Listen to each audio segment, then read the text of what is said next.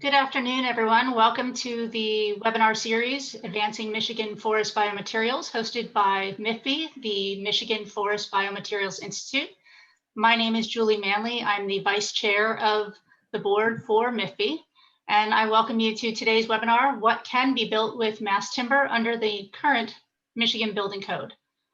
I apologize, I will be admitting people as we go here, so if I seem a little distracted, I just want to make sure everyone is in the meeting before we get to our presenter. So as we get started today, Jim, if we could advance a slide. Thank you. I just wanted to go through some logistics for today to make sure that we have as best an experience for everyone as possible. First, we are asking everyone to please mute their lines and preferably turn off your webcams as well.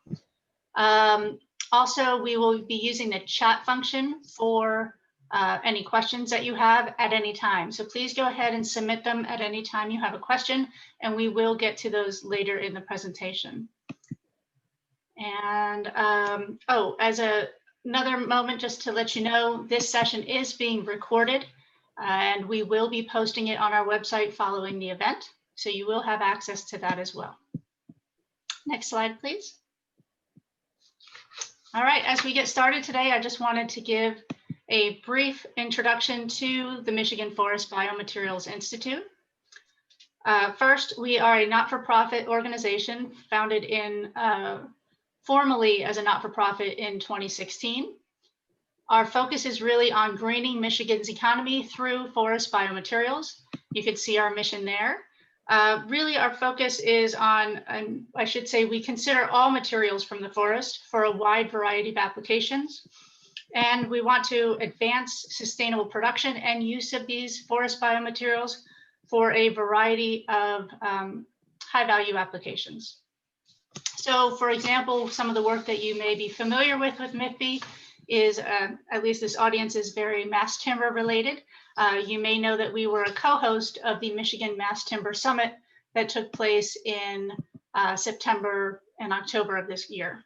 So this summit, or I should say this webinar, is really taking that summit and continuing it as we move forward based on the information that we learned from the summit and questions that you all have and that we need to address in order to advance the demand for mass timber in Michigan.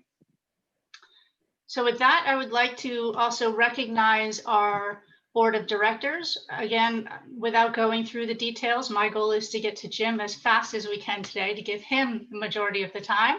But I did just want to highlight that our board of directors is really a really good group of volunteer professional service, I should say, volunteer giving their time as professional service to support and advance forest biomaterials in Michigan. So we have we have representation from across the value chain of forest biomaterials, from architects, from loggers, land management, and academics, et cetera, and government alike. So I apologize, a little distracted with admitting people at the same time, trying to get into the meeting before Jim presents.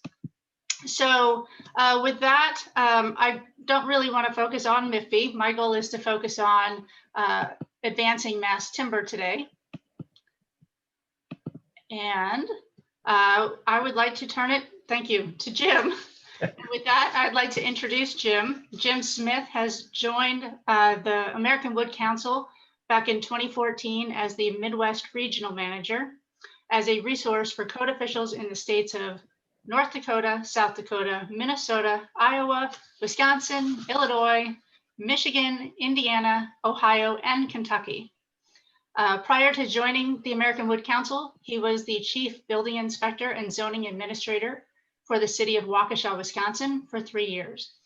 Before Waukesha, he spent 32 years with the state of Wisconsin Safety and Buildings Division, and then with the last 16 years of that as the program manager responsible for their commercial building code program.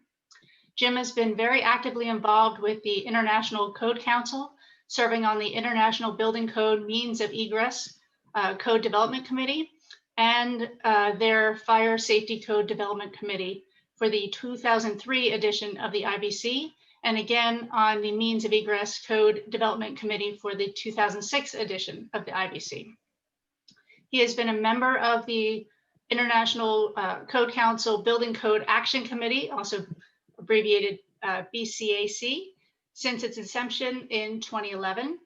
His work has helped to develop code changes for the 2015, 2018, the soon to be completed 2001 edition of the codes, and is currently developing proposals for the 2024 edition of the codes.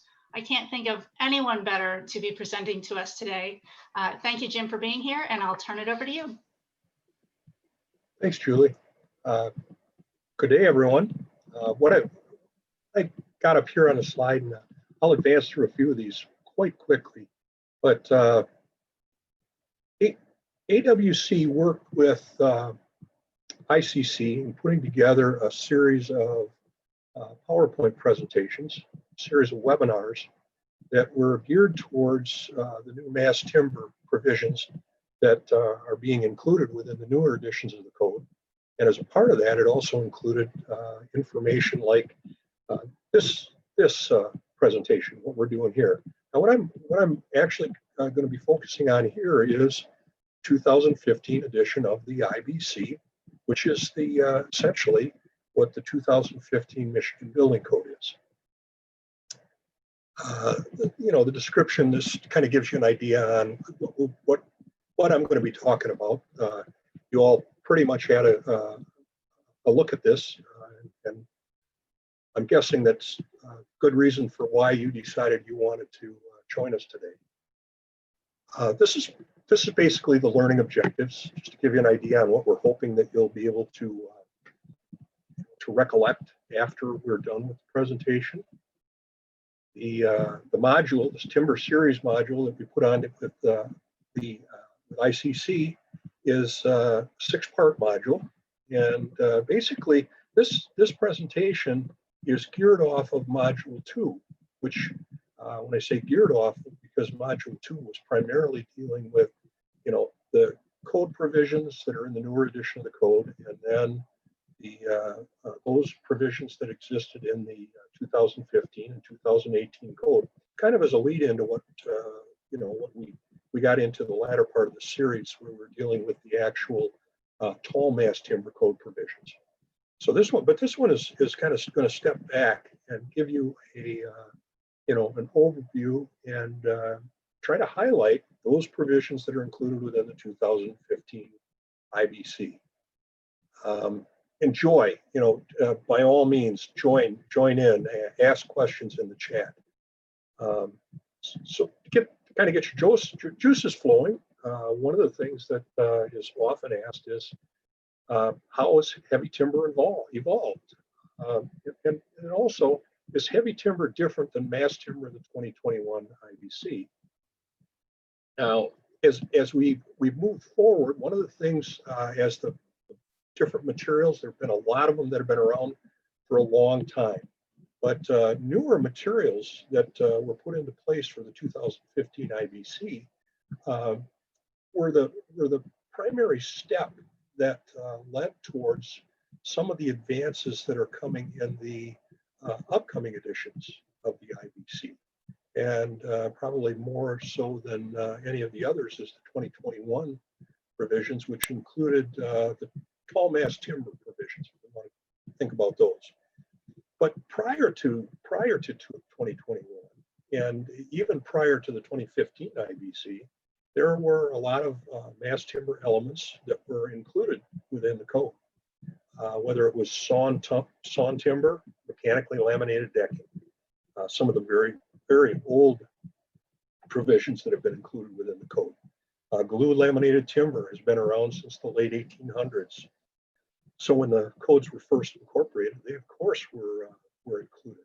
And then of course you've got some of the newer materials, structural composite lumber, and of course the one that's probably going to provide the biggest change as we move forward is cross-laminated timber, due to its significant strength and fire-resistant properties.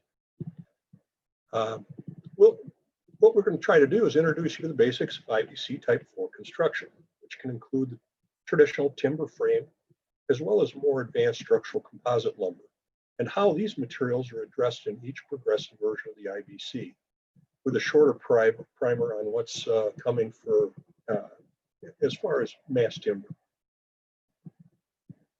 The Butler Building, what I've got here is a picture of the Butler Building. It's a landmark in Minneapolis and serves as a perfect example of what traditional type 4 heavy timber looks like. Typically, you will see the internal structural framing as all heavy timber, as it is usually associated with a 2-hour rated masonry exterior wall. Old mill buildings typically have this configuration in my region and in Pennsylvania and farther north going into New England. There are numerous existing examples of multi-story heavy timber buildings performing well from well before the turn of the century. The engineers and architects of years past used this type of construction all the time. This is not a new construction method. These particular examples are 7 and 9 stories and both located in Vancouver, British Columbia. It should be noted that these existing buildings exceeded what is permitted for a maximum number of stories under the 2015 IBC. But there are scores of these older buildings out there that are doing just fine, many of which have changed uses over the decades. And we have an example of that coming up.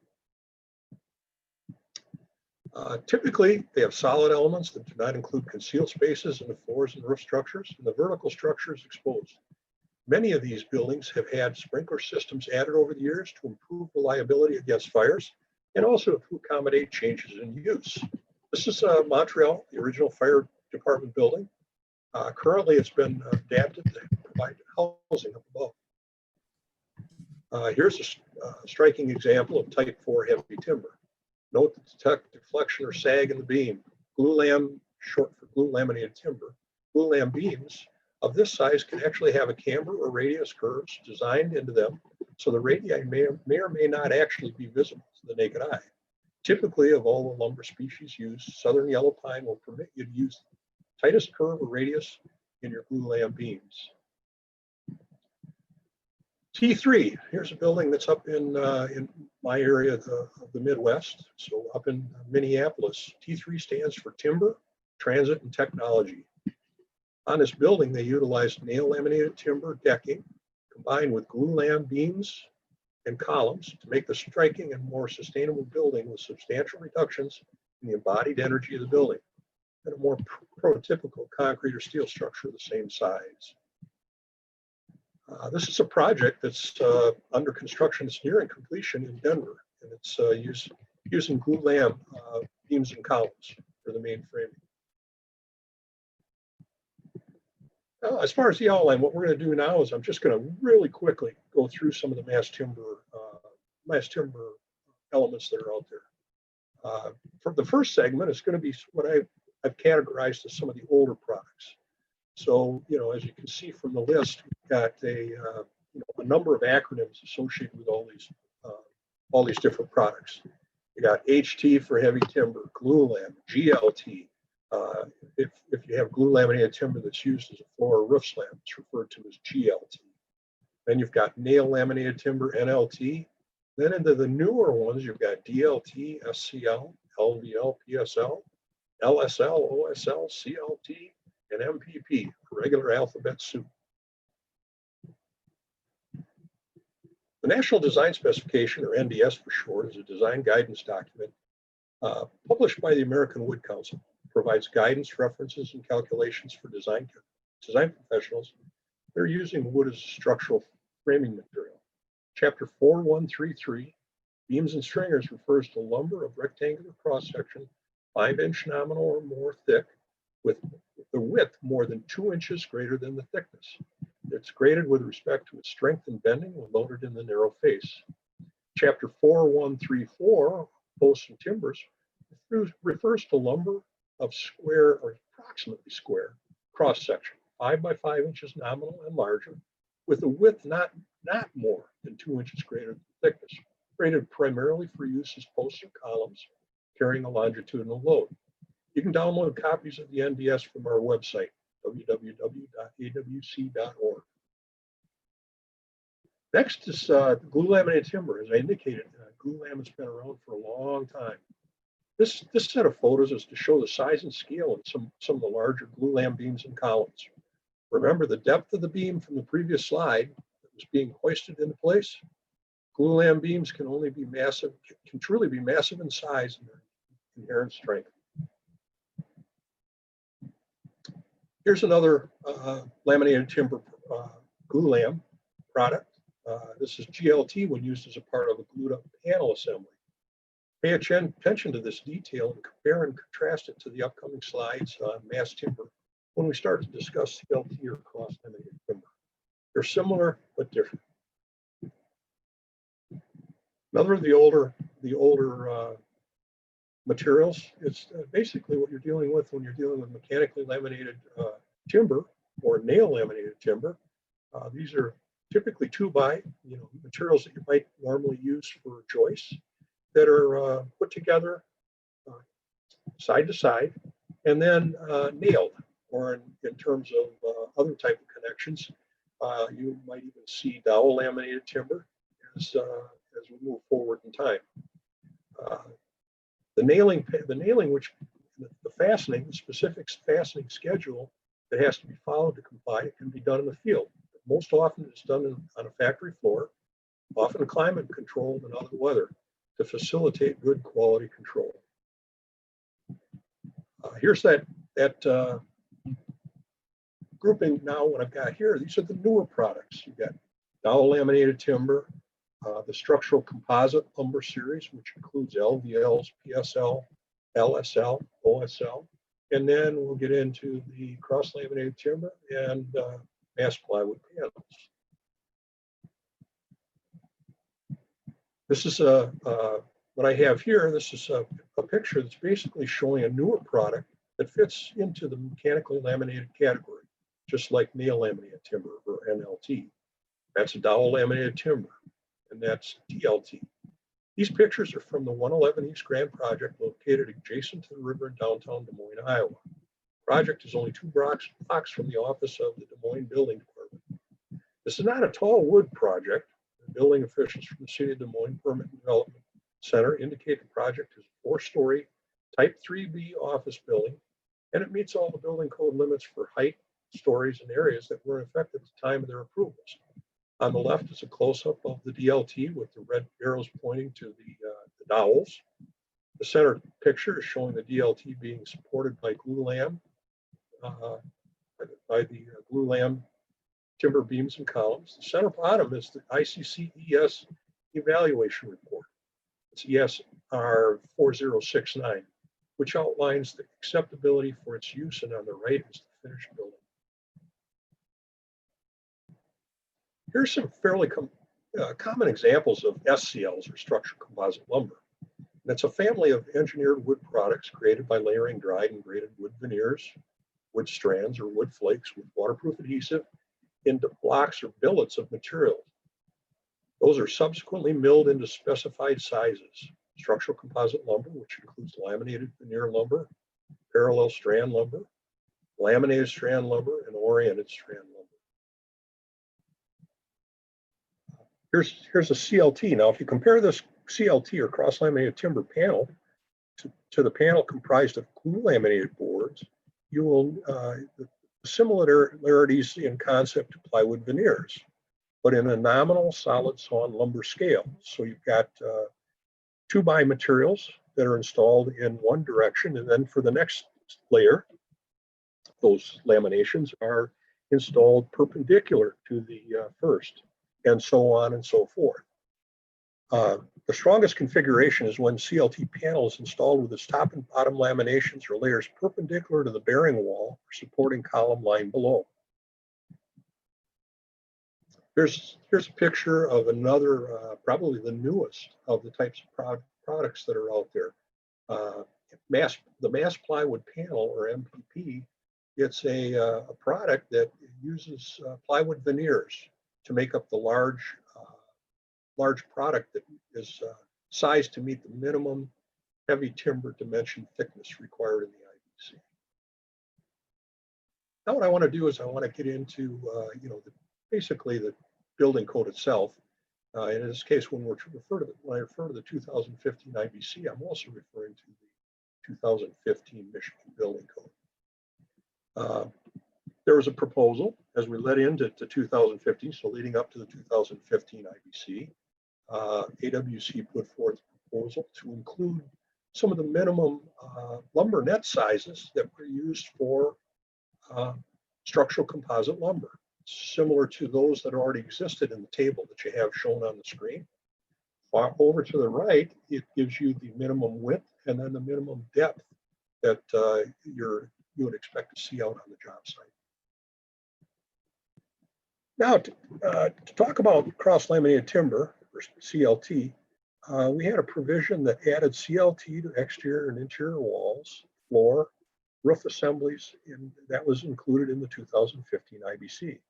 This photo depicts a 7-layer or 7-ply CLT billet. It should be noted that all CLT panels or billets are always composed of an odd number of laminations, 3, 5, 7, 9, etc., and so on. The widths or lengths are really only limited by the physical capabilities of plant or manufacturer, and more importantly, the ability to transport those loads over the road to the job site.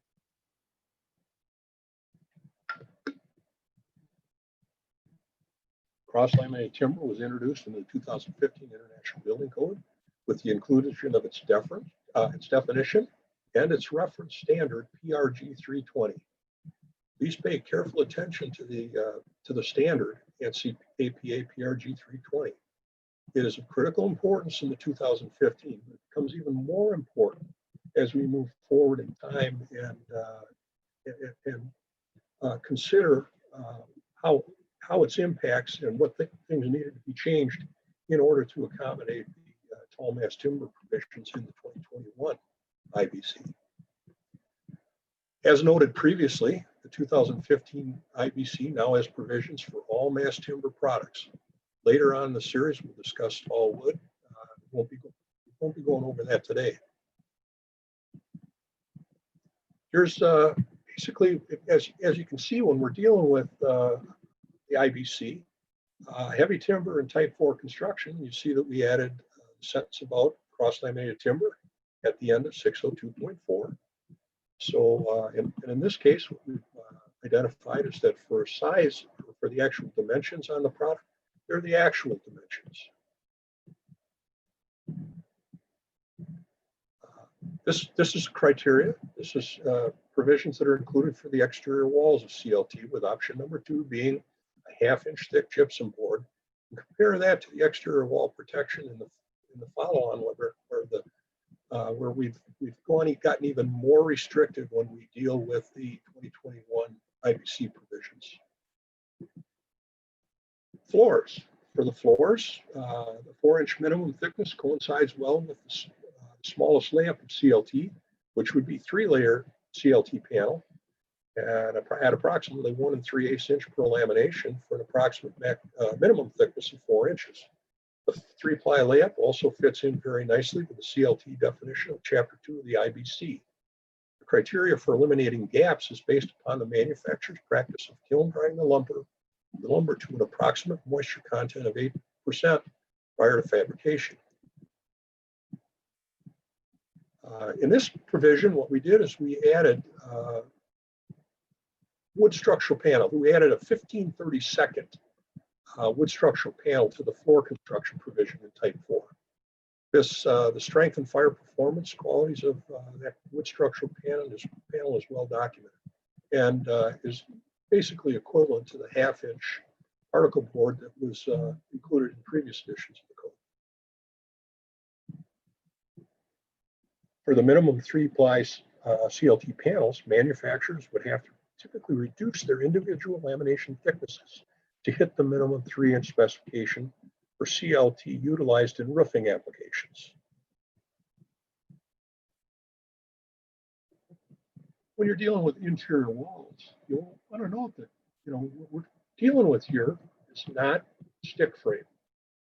You still need to comply with specified minimum thicknesses of Type 4 construction and a specific fire resistance rating of 1 hour when you're dealing with the interior walls and partitions.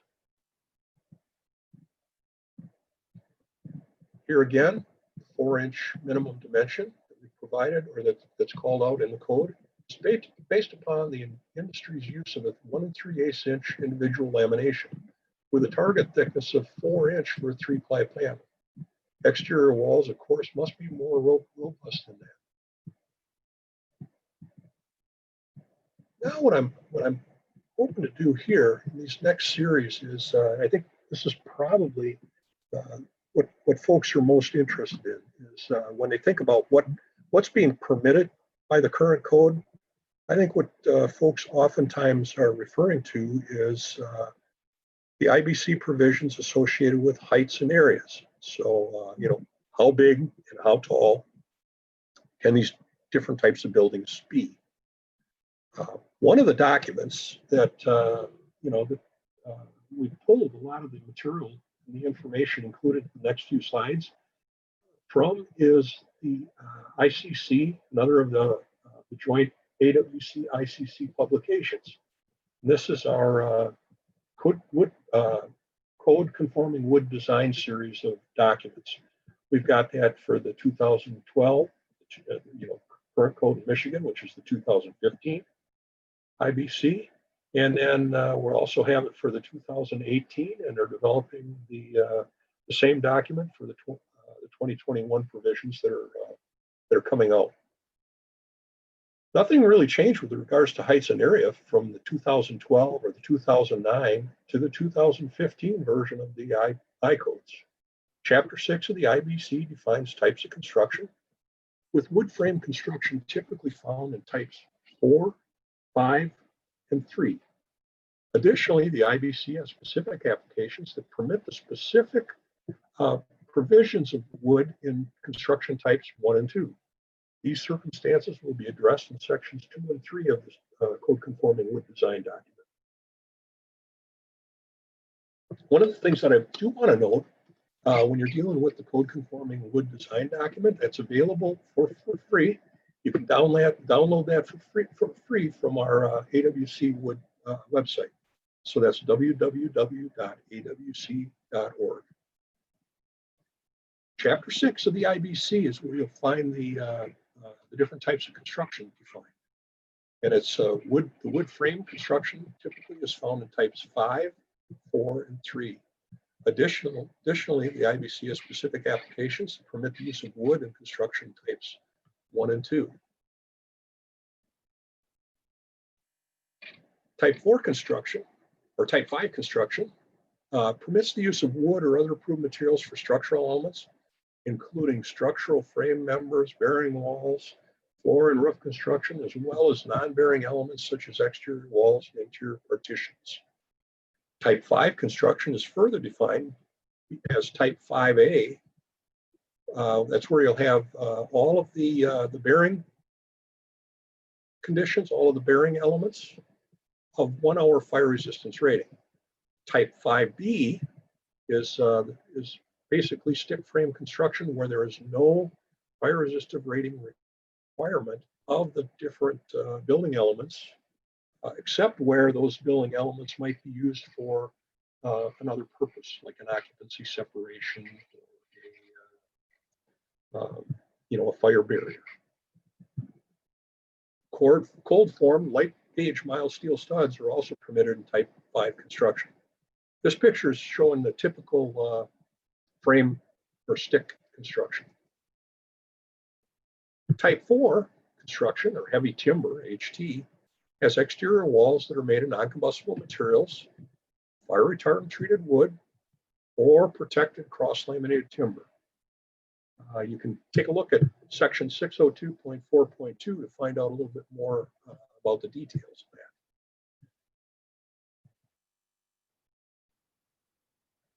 Type 3 construction requires load-bearing exterior walls to be of non-combustible materials or fire retardant treated wood and have a minimum 2-hour fire resistance rating. All of the other building elements are permitted to be wood or other approved materials. Type 3A construction needs to be provided a minimum 1-hour fire resistant rating for all of the structural building elements other than non-bearing walls. And type 3B construction does not require any fire resistance rating other than the exterior load-bearing wall which has that basic 2-hour fire resistance requirement.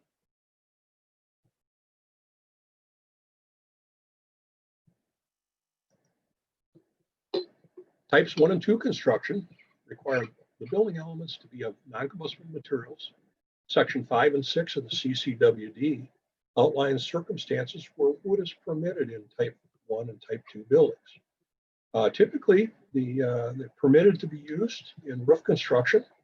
In this case, heavy timber is permitted to be used in roof construction as an alternative to 1 hour or less fire resistance rated non-combustible construction.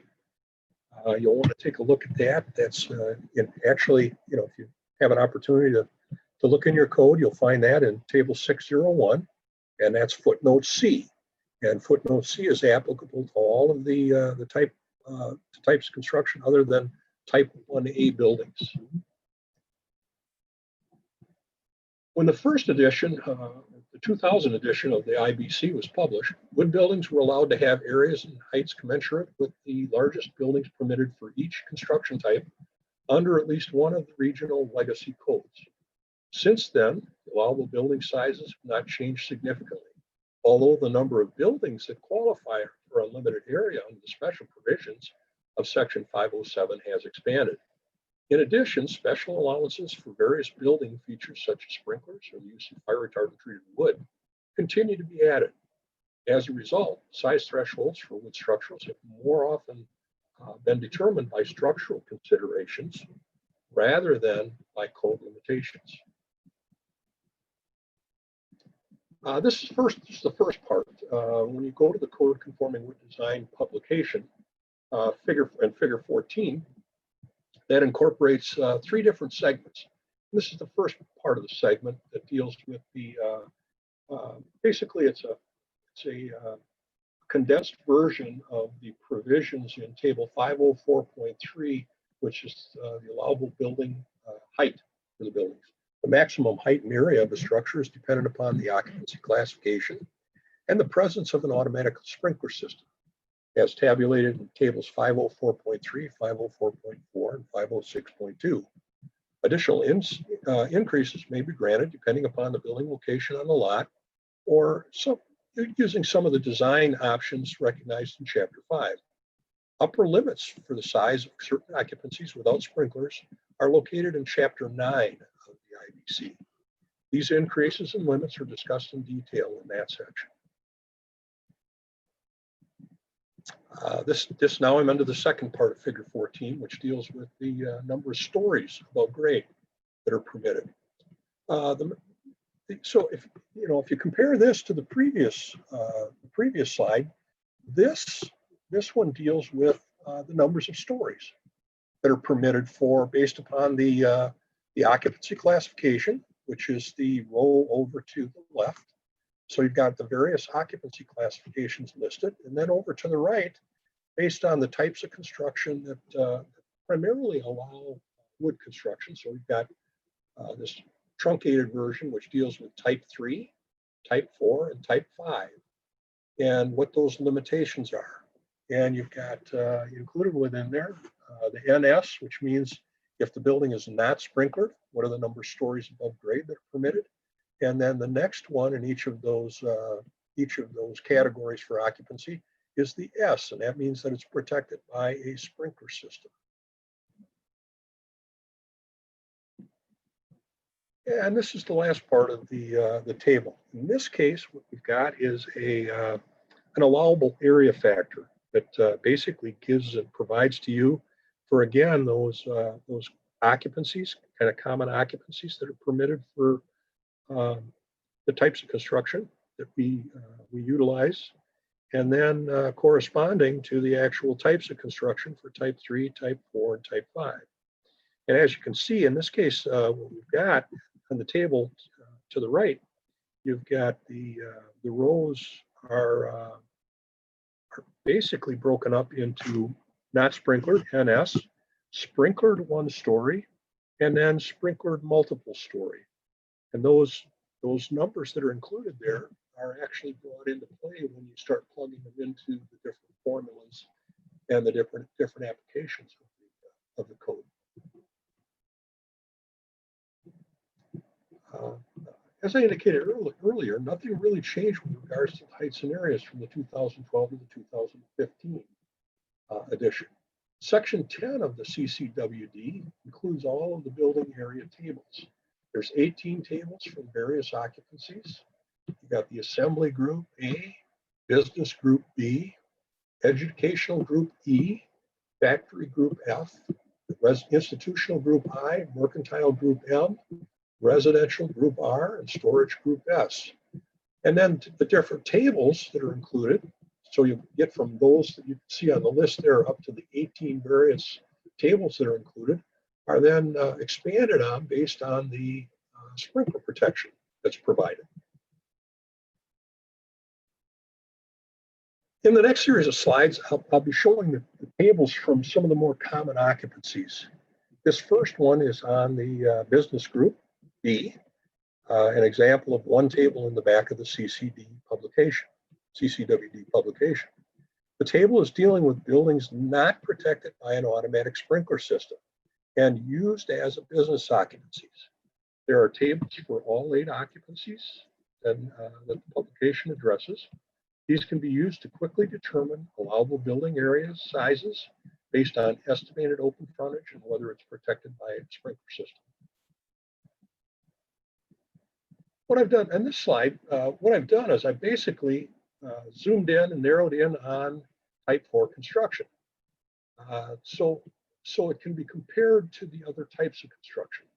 As you can see, for a 5-story business group B with full frontage, you are allowed 37,800 square foot per story for type 4, but only 29,920 square feet for type 3A. So it shows you the significance. Now, and I think all but one of the types and the occupancies, type 4 is going to give you the biggest bang for your buck if you're thinking about what's the tallest I want to be and the largest floor plate I want to be allowed for the prospective building. This is a table, and this is the same business occupancy. In this case, though, the table differs in that it is now including the provisions for the building, provided it's protected by an NFPA 13 sprinkler system.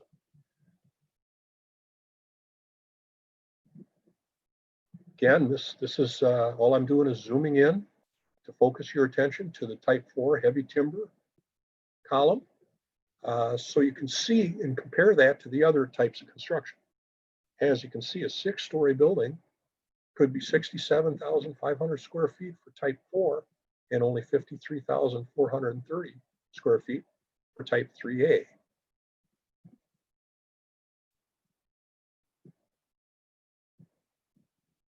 This diagram, what I have here is a truncated version of table 5 of table 5-1 graphic found in the Mass Timber Buildings in the IBC publication.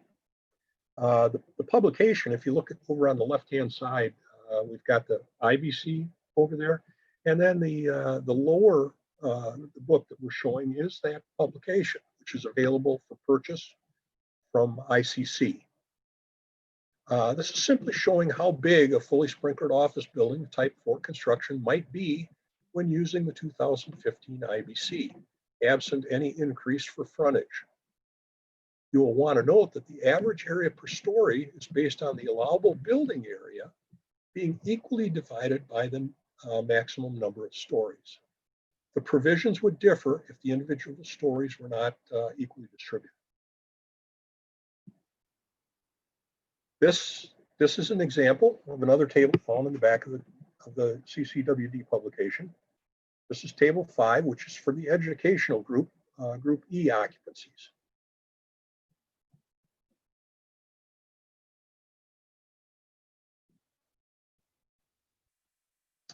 This is table 13, which includes information and the maximum floor areas per story that can be provided for a group M occupancy that has a NFPA 13 sprinkler system provided.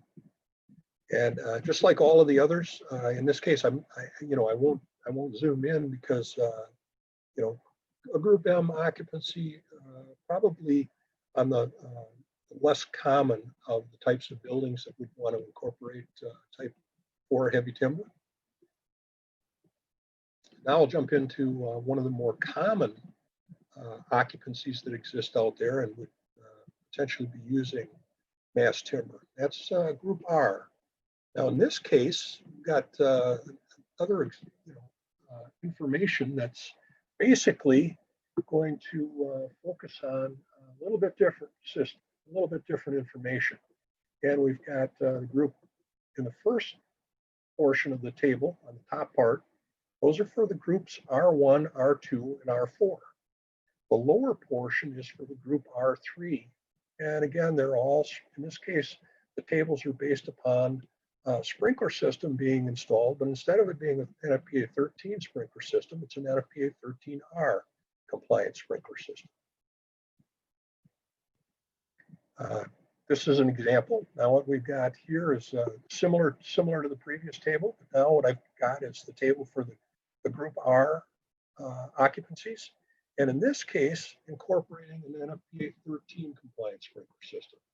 When you're going to try to maximize your height because of the limits of the standard to a shorter number of stories, to get into those tallest buildings, you're going to want to, or you will automatically be required to provide an NFPA 13 sprinkler system.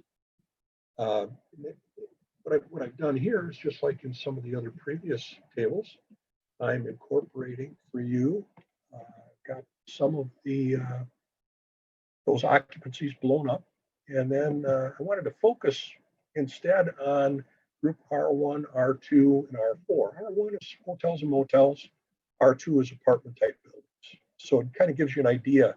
Now in this case, remember I told you earlier that type 4 heavy timber is typically going to provide for you the biggest bang for your buck if you want to maximize your floor area. In this case, type 3A construction is going to be considerably considerably bigger. So where previously type 4 would have been allowed a little bit bigger area, in this case type 3A would out to the 5 and then have open sides on all sides. You'd be allowed 54,000 square feet for type 3A, but only 46,120 square feet for type 4.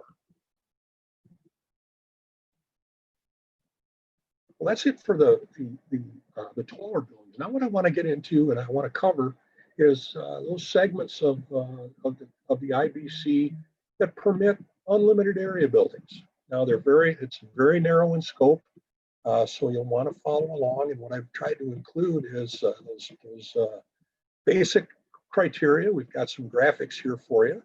In this case, we've got the provisions that exist. And in order to be unlimited in area, you're going to have 60 foot of open side on all sides of the building. The single story building of this applies to all construction types. This is a significant part. If you can fit within the occupancy group shown there, and you got open space on all 4 sides, you can be allowed unlimited area, even if the building is constructed of type 5 construction. Here's the condition for a single-story building. These use groups. Now, in this case, what I highlighted for you is the types of construction that these provisions are limited to. And again, you'll notice that for these provisions, you're limited to type 3 or 4 construction. This is a provision that's in place to allow some group A1, the assembly groups, and A2.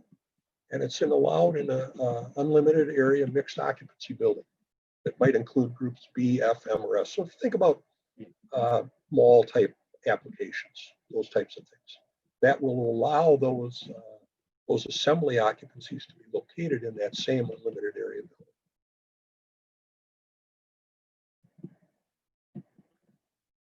building. In this case, what we're dealing with is we've got a couple of things here. We've got group A3 in the top segment, then group A4 in the bottom segment. The area, for group A3 buildings, unlimited area of type 3 or 4 construction, where they're used as a place of religious worship, community hall, dance hall, exhibition hall, gymnasium, lecture hall, indoor swimming pool or tennis court, they're permitted by section 507.7, provided that the building does not have a stage other than a platform, is equipped throughout with an NFPA 13 sprinkler system. The assembly floor is located within 20 inches of street grade, and all exits are provided with ramps to the street with grade level. And last but not least, the building is surrounded by public ways or yards not less than 60 feet wide.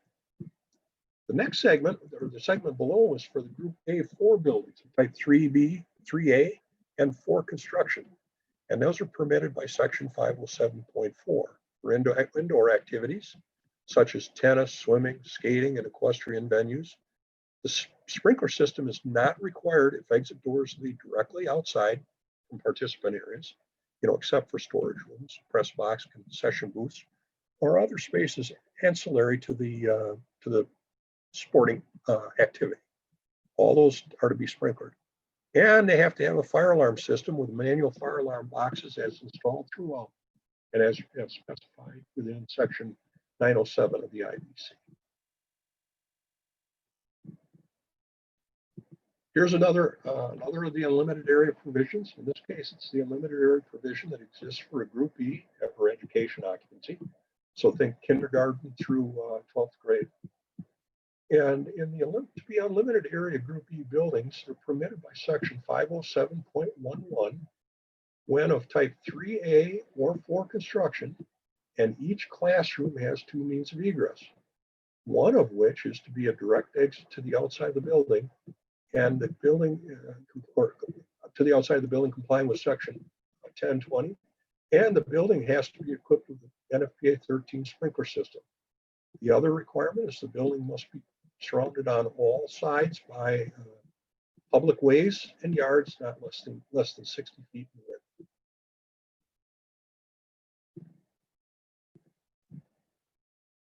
Non-sprinklered unlimited area groups, F2, S2. And I think, the significant provisions that I've got here is that, for these types of buildings, because the occupancy category does not have, it has very, very limited, if any, combustible product to be included. That's the significance in the occupancy provisions, the occupancy requirements for Group F2 and S2. They have to be low in combustible content. For that reason, you're permitted to have these unlimited area buildings. They're single story and not protected by an automatic sprinkler system. And again, just like some of the other unlimited area provisions, you have to have public ways or yards located on all sides. They're 60 feet in width. Now here's a little bit different category. In this case, what we're dealing with is an unlimited area provision for a multi-story building. It's 2 stories, has to be protected by an NFPA 13 system. It's limited to the groups B, F, M, or S, and it's going to be also open-sided on 60-foot open space on all sides. For this last series, what I want to do is touch on some of the other types of buildings that can be constructed. These are the stacked buildings. They're also referred to as pedestal buildings or podium buildings. They're described in IBC section 510.2. Now, in this case, the other ones that I'm going to be touching on, you've got those same provisions. You've got provisions that are spelled out in 510.2, 510.4, 510.5, 510.7, and 510.9. Here's the basic provision. This is similar to our podium provisions we discussed previously. Section 510.2 requires a 3-hour minimum fire resistance rated horizontal assembly that's located between the lower portions of the building and the upper buildings. If there's any vertical offsets, then the offsets and structures supporting each offset have to have that fire resistance rating of not less than 3 hours. The lower buildings must be constructed of 1A construction. The upper building, the type of construction and building height and stories are determined as if it had not had a building below, thus permitting all types of construction above the type 1A pedestal. The total height in feet, however, is still limited and measured from grade plane in accordance with 5 section point 2. The numbers of stories as permitted for the type is measured from the top of the parking deck. This is just another diagram, basically showing you how the stories are measured on the right. You're allowed to measure that from the top of the structure, as opposed to the height of the building, which is limited to the measurement from the grade plane up to the top of the building. Excuse me. Another of the steps. Yep, go ahead.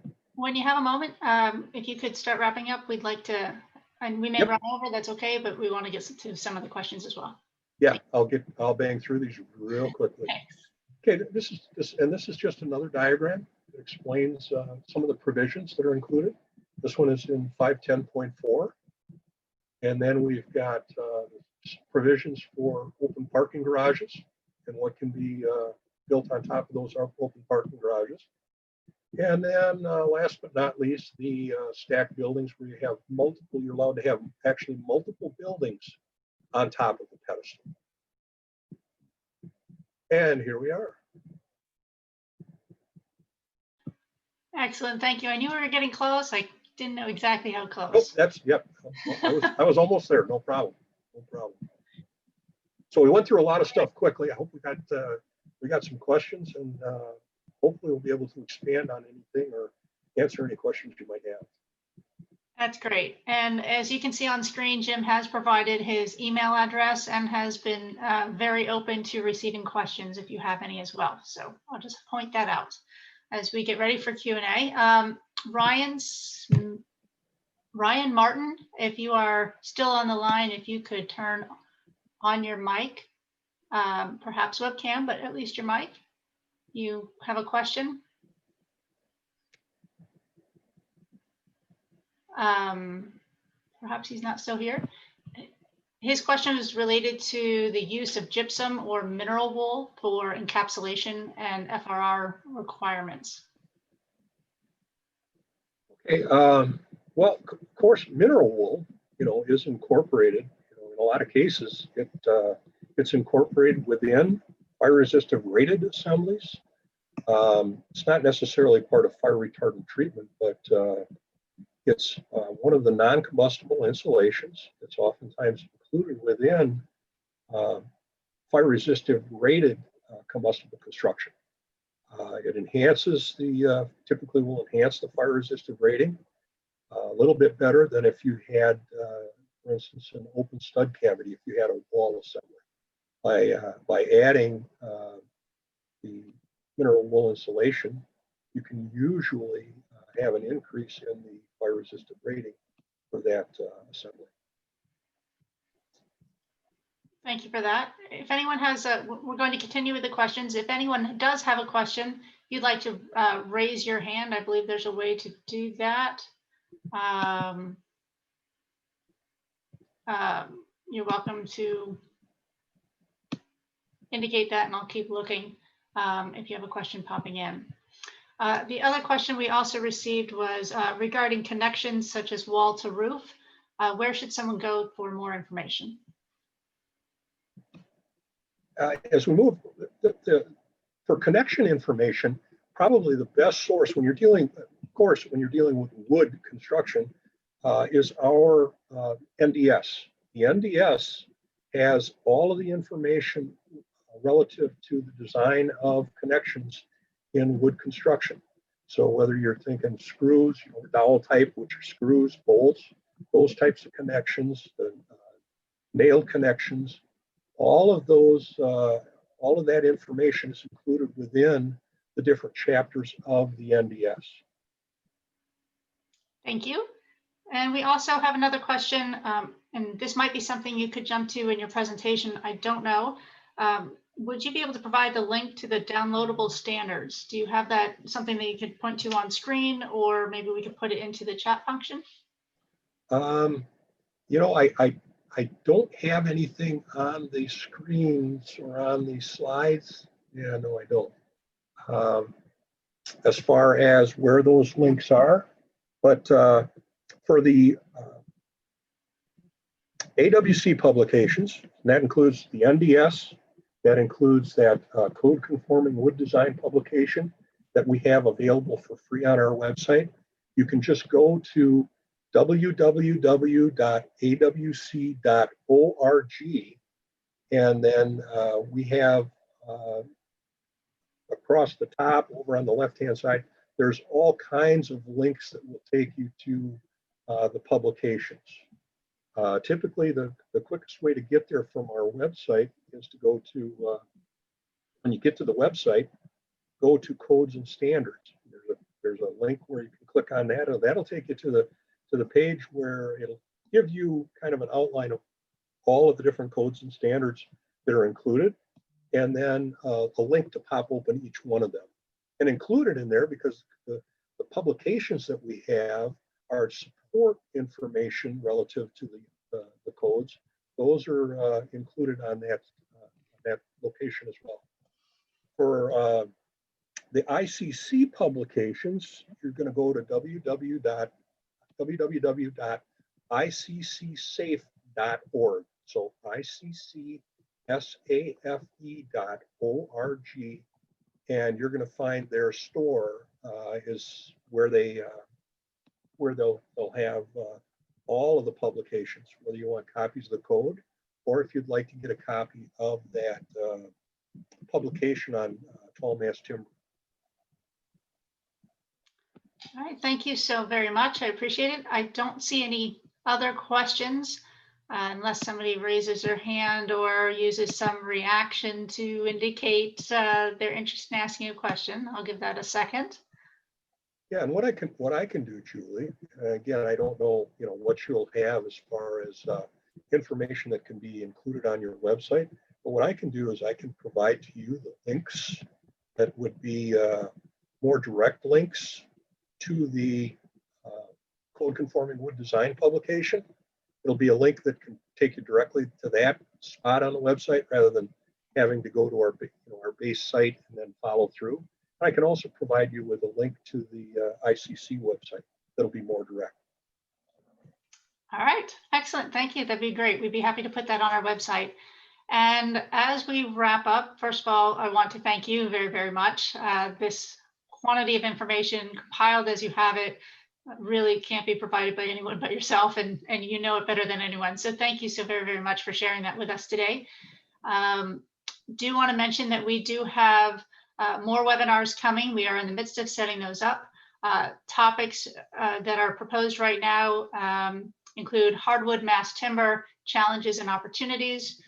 Writing that as a fairly vague title right now because the date is still being set, but we do have a speaker that has confirmed their availability and we're just working on a date. So I will post that to our website, mifb.org/events, when that is available. So please take a look there.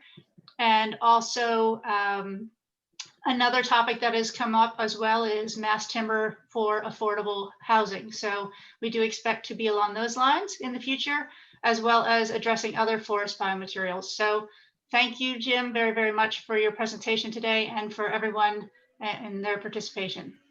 Thanks so much. Thanks for having me. Take care, everyone.